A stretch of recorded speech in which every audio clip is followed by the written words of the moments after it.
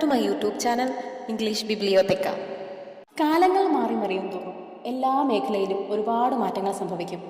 അതുപോലെ തന്നെ സാഹിത്യത്തിലും കാലഘട്ടത്തിനനുസരിച്ചിട്ട് മാറ്റങ്ങൾ സംഭവിക്കുന്നുണ്ട്. ആ മാറ്റങ്ങളെ എല്ലാം ഉൾപ്പെടുത്തിക്കൊണ്ട് നമ്മൾ അവയെയൊക്കെ ഓരോ കാലഘട്ടമായിട്ട് വിശേഷിപ്പിക്കുന്നുണ്ട്. ഒരു സാഹിത്യത്തിൻ്റെ കാലഘട്ടം എന്ന് നമ്മൾ വിശേഷിപ്പിക്കണമെങ്കിൽ ഒരു പെർട്ടിക്കുലർ ടൈമിൽ same style, theme, content, philosophy, idea ഇവയിലെല്ലാം നമുക്കൊരു സിമിലാരിറ്റി കാണാൻ കഴിയുന്നുണ്ടെങ്കിൽ അതിനെ നമ്മളൊരു കാലഘട്ടമായിട്ട് വിശേഷിപ്പിക്കും. നമുക്ക് എക്സാമ്പിൾ നോക്കുകയാണെങ്കിൽ renaissance period, romantic period, Victorian period, Edwardian, modern, ഇങ്ങനെ ഇതെല്ലാം ഇതിന് എക്സാമ്പിളായിട്ട് നമുക്ക് കണക്ക് കൂട്ടാം. ഒരു കാലഘട്ടത്തിൽ നിന്ന് വേറൊരു കാലഘട്ടത്തിലേക്ക് മാറുന്നതിന് മുൻപ് ഓരോ കാലഘട്ടത്തിലും ചെറിയ ചെറിയ മൂവ്മെന്റ്സ് സാഹിത്യത്തിൽ നടക്കുന്നുണ്ട്. ആ മൂവ്മെന്റ്സിന്റെ പരിണിത ഫലമായിട്ടാണ് അടുത്തതായിട്ടുള്ള ഒരു പീരിയഡ് ഉണ്ടാകുന്നത്. അതിന് ഉദാഹരണങ്ങളാണ് metaphysical poets, dark romantics, university wits, Augustan, gothic, ഇവയെല്ലാം അതിനൊരു ഉദാഹരണമായിട്ട് നമുക്ക് പറയാം. ഇന്ന് ഞാനിവിടെ അതേപോലെ മോഡേൺ ലിറ്ററേച്ചറിൽ നിന്ന് 2 ടോപ്പിക്കാണ് എടുത്തിരിക്കുന്നത്: angry young poets and movement poets. അതുകൊണ്ട് തന്നെ നമുക്ക് ഇവരെക്കുറിച്ച്, ഈ മൂവ്മെന്റ് പോയറ്റ്സിനെ കുറിച്ചൊക്കെ അറിയുന്നതിന് മുൻപ് മോഡേൺ പീരിയഡ് എന്താണ്, മോഡേൺ ലിറ്ററേച്ചർ എന്താണെന്ന് വെറുതെ ഒന്ന് കണ്ണോടിച്ച് നോക്കാം. മോഡേൺ മൂവ്മെന്റ് അല്ലെങ്കിൽ മോഡേൺ ലിറ്ററേച്ചർ ഏറ്റവും കൂടുതൽ ഇൻഫ്ലുവൻസ് ചെയ്തത് യൂറോപ്പിനെയും നോർത്ത് അമേരിക്കനെയും ആയിരുന്നു. 19-ാം നൂറ്റാണ്ടിൻ്റെ അവസാനത്തിലായിരുന്നു ഈ മോഡേൺ മൂവ്മെന്റ് അല്ലെങ്കിൽ മോഡേൺ പീരിയഡ് എന്ന് വിശേഷിപ്പിക്കുന്നത്.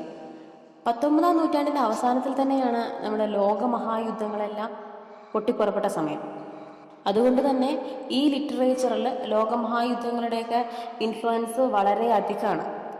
മോഡേൺ ലിറ്ററേച്ചറിൻ്റെ ആവിർഭാവം ഇവരുടെ മുൻഗാമികളായിട്ടുള്ള കൺവെൻഷണൽ റൈറ്റേഴ്സിൻ്റെ റൈറ്റിങ്സ് എല്ലാം ഒന്ന് ഇവാലുവേറ്റ് ചെയ്യുക എന്നതിൽ നിന്നായിരുന്നു ഇവരുടെ ആവിർഭാവം.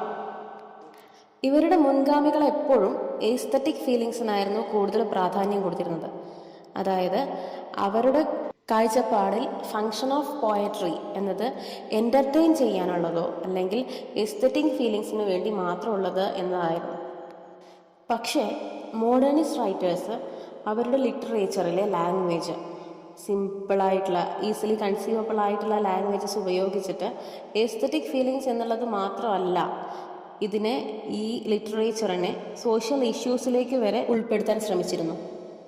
മോഡേണിസ്റ്റ് അല്ലെങ്കിൽ 20th സെഞ്ച്വറി പോയറ്റ്സിന് ഉദാഹരണമാണ് Henry James, Virginia Woolf, Joseph Conrad, Ezra Pound ഇവരെല്ലാം. അടുത്തതായി നമുക്ക് മൂവ്മെന്റ് പോയറ്റ്സിനെ പറ്റി നോക്കാം.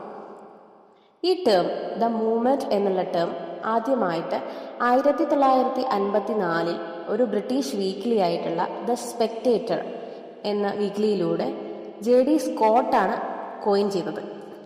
ബാക്കിയുള്ള മൂവ്മെന്റ്സിൽ നിന്ന് ഇത് വളരെ വ്യത്യസ്തമായി നിൽക്കാൻ കാരണം ഓരോ മൂവ്മെന്റ് എടുത്തു നോക്കിയാലും നമുക്ക് മനസ്സിലാവും അവർക്കെല്ലാം ഒരു വളരെ അധികം സിമിലാരിറ്റീസ് ഉണ്ട് അവരുടെ റൈറ്റിങ്സിൽ. പക്ഷെ ഈ മൂവ്മെന്റ്സിൽ ഉൾപ്പെടുന്ന റൈറ്റേഴ്സിൻ്റെ റൈറ്റിങ്സ് നോക്കുമ്പോൾ നമുക്കൊരു വാസ്റ്റ് സിമിലാരിറ്റി നമുക്ക് കാണാൻ കഴിയില്ല.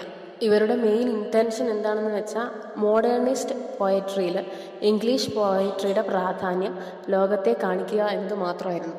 ഇവരുടെ റൈറ്റിങ്സ് നോക്കി നമുക്ക് മനസ്സിലാവും കൂടുതലായിട്ട് ഇവരുടെ റൈറ്റിങ്സിൽ കൂടുതലായിട്ട് ഒരു നൊസ്റ്റാൾജിക് ഫീലിംഗ് ഉള്ളൊരു കൃതിയായിരിക്കും. അതായത് അവരുടെ റൈറ്റിങ്സിലൂടെയൊക്കെ ഒരുപാട് പാസ്റ്ററൽ ഇമേജസ് കൂട്ടിച്ചേർത്തുകൊണ്ട് പഴയ സുന്ദരിയായ ബ്രിട്ടനെ നമ്മുടെ മുന്നിലേക്ക് അങ്ങനെ അവരുടെ കൃതിയിലൂടെ ഇങ്ങനെ ജീവിപ്പിച്ചു കൊണ്ടുവരിക അവർ ചെയ്യുന്നത്.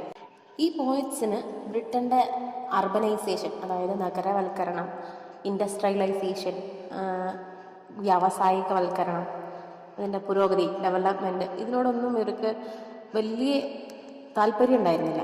അതുകൊണ്ട് തന്നെ ഇവരെ ആൻറ്റി മോഡേണിസ്റ്റ് എന്ന് നമുക്ക് മുഴുവനായിട്ട് വിളിക്കാൻ പറ്റില്ല. പക്ഷേ ഇവർ മോഡേണിസത്തിനോട് എതിരായിരുന്നു. ദ മൂവ്മെൻറ്റ് എന്നുള്ള ഈ പ്രസ്ഥാനം മോഡേൺ റൈറ്റേഴ്സിൻ്റെ എല്ലാ തലത്തിലുള്ള പോയറ്റ്സിനെയും ചെറിയ ചലനം ഉണ്ടാക്കി. ഈ മൂവ്മെൻറ്റ് എന്നുള്ള പ്രസ്ഥാനത്തിലെ ഒരു മേജർ ഫിഗറാണ് ഡിലാൻ തോമസ്.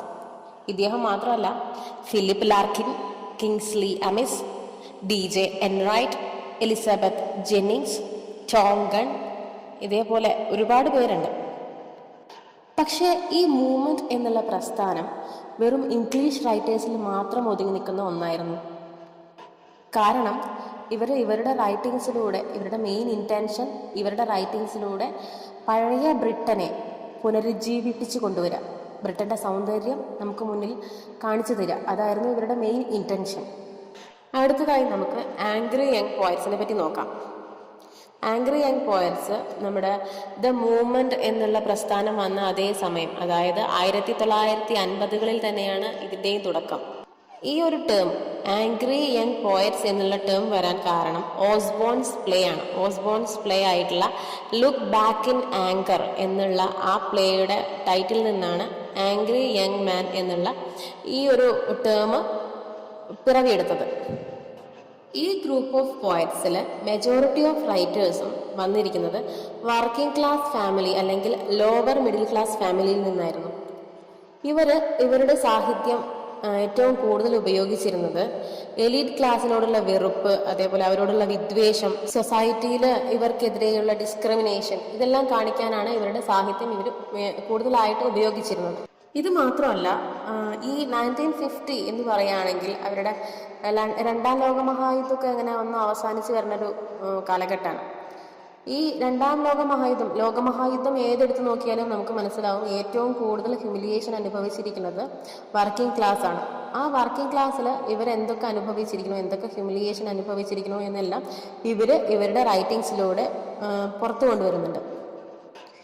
അപ്പോൾ ഇവരുടെ റൈറ്റിങ്സ് ഏറ്റവും കൂടുതൽ ഒരു വെപ്പണായിട്ടാണ് ഇവർ ഉപയോഗിച്ചിരിക്കുന്നത്.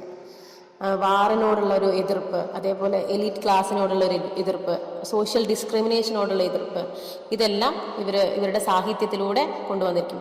ഇവരുടെ റൈറ്റിങ്സ് ഒന്നും പ്രത്യേകിച്ച് സൊസൈറ്റിയിൽ വലിയൊരു പ്രകമ്പനങ്ങളൊന്നും ഉണ്ടാക്കിയില്ല. അതുകൊണ്ട് തന്നെ ഇവരെ സൊസൈറ്റി യൂസ്ലെസ് എന്ന് വിശേഷിപ്പിച്ചിരുന്നു. ഈ മൂവ്മെൻറ്റിൻ്റെ മേജർ ഫിഗറായിട്ട് നമ്മൾ കൺസിഡർ ചെയ്യുന്നത് കൊളിൻ വിൽസൺ എന്ന ഒരു ഫിലോസഫറെയാണ്. പിന്നെ റൈറ്റേഴ്സ് കൂടുതലായിട്ട് ജെയിംസ് ജോയ്സ്, ഡിലാൻ തോമസ് ഒക്കെ നമ്മുടെ ദ മൂവ്മെൻറ്റ് എന്നുള്ള പ്രസ്ഥാനത്തിൽ നമ്മൾ ഡിസ്കസ് ചെയ്ത ആൾക്കാരാണ്. അതേപോലെ കിങ്സ്ലി എമിസ്, ജോൺ വെയർ, ഇവരെല്ലാം നമ്മൾ മൂവ്മെൻറ്റ് പോയറ്റ്സിൽ നമ്മൾ പറഞ്ഞിരുന്നു. രണ്ടും ഒരേപോലെ കണ്ടംപററി ആയിട്ടുള്ള രണ്ട് പ്രസ്ഥാനങ്ങളാണ് ഈ രണ്ടെണ്ണം. ഏതൊരു മേഖലയിലും, ലിറ്ററേച്ചറിൽ മാത്രമല്ല ഏതൊരു മേഖലയിലും ഒരു കാലഘട്ടത്തിൽ നിന്ന് വേറൊരു കാലഘട്ടത്തിലേക്ക് മാറുക എന്ന് ഉദ്ദേശിക്കുന്നത് അവിടെ ഉണ്ടാകുന്ന മാറ്റങ്ങളെയാണ്. അതായത് ചിലപ്പോൾ അത് ട്രഡീഷനിലാവാം, അതേപോലെ റിലീജിയസ് ബിലീഫ്സിലായിരിക്കാം, അതേപോലെ ലൈഫ് സ്റ്റൈലിലായിരിക്കാം, ഫിലോസഫി ആയിരിക്കാം, ചിലപ്പോൾ സോഷ്യൽ ഓർഗനൈസേഷൻസ് വരെ മാറി മറിയാം. അതേപോലെ തന്നെ ഈ ലിറ്ററേച്ചറിൽ ഈ മോഡേണിസം വരുന്നതും ഇതേപോലെ ഒരു വലിയൊരു മാറ്റമാണ്. അപ്പോൾ എക്സാമ്പിൾ നോക്കുകയാണെങ്കിൽ W.H. ഓഡൻ്റെ in the memory of Eves എന്നുള്ളൊരു പോയം വായിച്ചാൽ നമുക്ക് മനസ്സിലാവും ലിറ്ററേച്ചറിൽ എത്രത്തോളം മാറ്റം വരും. അതായത് ക്ലാസിക്സ് വായിക്കണം, ക്ലാസിക്സ് വായിച്ചാലേ ക്ലാസിക്സ്, അതേപോലെ അതിന് മുൻപുള്ള റൊമാൻറ്റിക് പീരീഡിലുള്ള റൈറ്റിങ്സും ഈ മോഡേൺ പീരീഡിലുള്ള റൈറ്റിങ്സും മാറ്റി വായിച്ചാലേ നമുക്ക് മനസ്സിലാവുള്ളൂ. അല്ലാതെ W.H. ഓഡൻ്റെ ഈ in the memory of eaves മാത്രം വായിച്ചാൽ നമുക്ക് മനസ്സിലാവില്ല. അത് വായിച്ചാൽ നമുക്ക് മനസ്സിലാവും എത്രത്തോളം മാറ്റം വന്നിരിക്കുന്നു, മോഡേണിസം എത്രത്തോളം ലിറ്ററേച്ചറിനെ ഇൻഫ്ലുവൻസ് ചെയ്തിരിക്കണമെന്ന് മനസ്സിലാവും. അപ്പോൾ നമ്മൾ ശരിക്കും 20th സെഞ്ച്വറി പോയറ്റ്സിനെ അല്ലെങ്കിൽ 20th സെഞ്ച്വറിനെയാണ് നമ്മൾ മോഡേൺ പീരീഡ് എന്ന് നമ്മൾ വിശേഷിപ്പിക്കുന്നത്. പക്ഷേ ഇപ്പോൾ 21st സെഞ്ച്വറി ഇപ്പോഴും അതിന് മോഡേൺ പീരീഡാണ് നടന്നുകൊണ്ടിരിക്കുന്നതെന്നാണ് കുറേ സ്കോളേഴ്സ് അഭിപ്രായപ്പെടുന്നത്. ചില സ്കോളേഴ്സ് അതിനെ ഹൈ മോഡേണിസം, അതേപോലെ ലേറ്റ് മോഡേണിസം, പോസ്റ്റ് മോഡേണിസം എന്നെല്ലാം വിശേഷിപ്പിക്കുന്നുണ്ട്. എന്തായാലും ഇന്ന് ഞാനെടുത്ത 2 ചെറിയ ടോപ്പിക്സ് നിങ്ങൾക്കെല്ലാം മനസ്സിലായിട്ടുണ്ടാവും എന്ന് കരുതുന്നു. അപ്പോൾ എന്തെങ്കിലും അഭിപ്രായങ്ങളോ നിർദ്ദേശങ്ങളോ എന്തെങ്കിലും പറയാനുണ്ടെങ്കിൽ ദയവായിട്ട് താഴത്തെ കമൻറ്റ് ബോക്സിലിടുക. കുറേ പേർക്ക് യൂട്യൂബിൽ കമൻറ്റ് ചെയ്യാൻ അറിയില്ല എന്ന് പറയുന്നുണ്ട്. അത് നമ്മൾ ഈ വീഡിയോ കാണുമ്പോൾ ഏറ്റവും താഴേക്ക് പോയാൽ നമുക്ക് മനസ്സിലാവും ഒരു ചെറിയൊരു കമൻറ്റ് ബോക്സ് ഉണ്ടാവും. അപ്പോൾ അതിൽ കമൻറ്റ് ചെയ്യാം. അപ്പോൾ bye, see you with next video. Stay home, stay safe.